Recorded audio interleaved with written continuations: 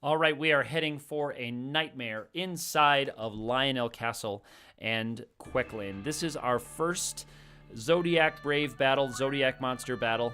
I have had other assassination battles with this archer team before, never with the Zodiac Monster, and they've all gone pretty smoothly. Sometimes you have to hang back a little bit on the assassination attempt of a single character, as you can get overwhelmed by some of their support characters. This time, I don't have any support characters with the enemy. We just have Quecklin himself.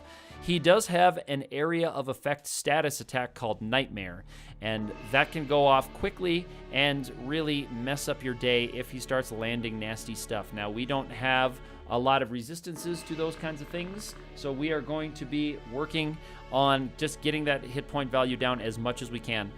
I don't plan on doing anything defensively. I want to charge right up to him, see if we can just do all the damage we need to. He's got a kind of random hit point value in the several hundreds, so we will be here a little while without ninjas or samurai to kind of boost or double our damage. It's going to take a little bit. Take a few good shots from our bows. So we're seeing our transition here from the Cardinal to the Quecklin. Here he is, the evil, impure king, I think is what he goes by. Tainted King, Quecklin, there we go. Let me hear your screams and suffering death cries. All right, here we go. What a nasty, nasty guy. Ugly thing with an open belly sewn shut. What a kind of disturbing sprite design there, but very, very nice. He looks a little like Oogie Boogie from The Nightmare Before Christmas. Here comes Nightmare right there, and he's already in range of it right there. And you can see it in fix. Sleep, death sentence. Landed on everybody and hits you with a tough status. Death sentence I don't mind at all. Sleep is very, very troublesome because it wastes our attack, and look how low Ramza's affinity is with Quecklin. 24, 42 with the big charge. So we know Ramza is not going to be our all-star damage dealer here, even with the power glove that he has. Quecklin retreated back there, so he's really going to be stretched, and we're going to take a couple of turns to get up there. Luckily, Agrius gets a speed save on the waking up attack.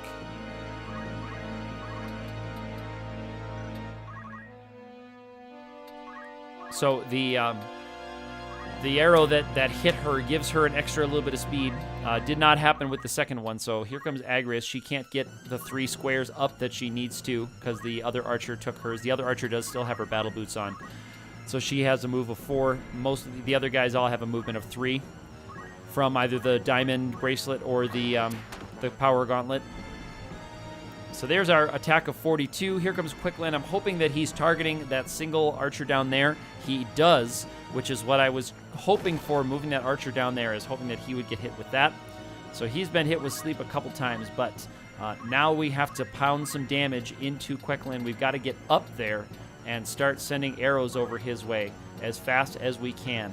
Agrius, unfortunately, is out of range, so she is going to have to just take this other guy out of sleep status and hope that Quecklin will target him with the next one, or maybe that archer can even get up here to do some damage.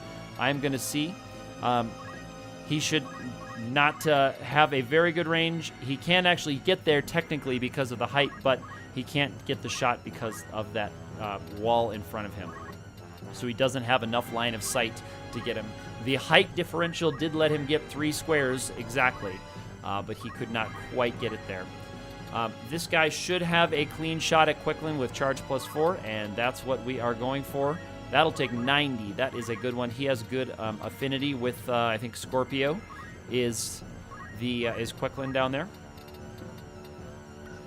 So she's going to fire a charge shot at him as well for 54. Here comes Ramza with his very bad affinity. Here comes 90 there, and there's 54. So good affinity between that other male archer and Quecklin. And I just, like, who's he going for now? And it's Ramza and Agrius down there, both hit with sleep. I would like to see a few more death sentences if I had my way. I'd like to see a few more of those. And even now he has to move to get into range, even to shoot one of those two out of sleep. And he can, from that corner, can only reach Ramza. Ramza can't. He's the one that I really don't need that well because he's such a poor affinity to the monster. He's not going to do much damage. So we're going to have him charge as much as he can. Yep, charge +3 as high as he can get. And even with that, his multiplier is just so low on that weapon. And I'm checking to see if I can get him without needing to move. There's Death Sentence firing on her. 36. And there's the 78. Here comes another Nightmare. I'm running low on power here with another sleeping character, a dead character. Here comes Nightmare. Luckily, it was Death Sentence and sleep on Agrius there. So I'd much rather have Ramza asleep than, Ramza Death Sentenced than asleep. So we can't quite get Agrius out of sleep from his spot right there. He's got to get 3 tiles from her here to try to knock her out and still keep her alive. We have to hope that we don't get extra damage on the crit. She does get the speed save, so she will have that to help. Here we go. Agrius, how much damage can you do? She can do charge +5 on him right there, and that's another 96 before he gets a turn. That is critical. That's going to be a huge help. It's another 100 damage on a monster that has a few hundred total. At this point, I'm feeling pretty confident. Ramza just runs right up there. He's going to get charge +3. Still not going to do much damage on that thing before it goes off.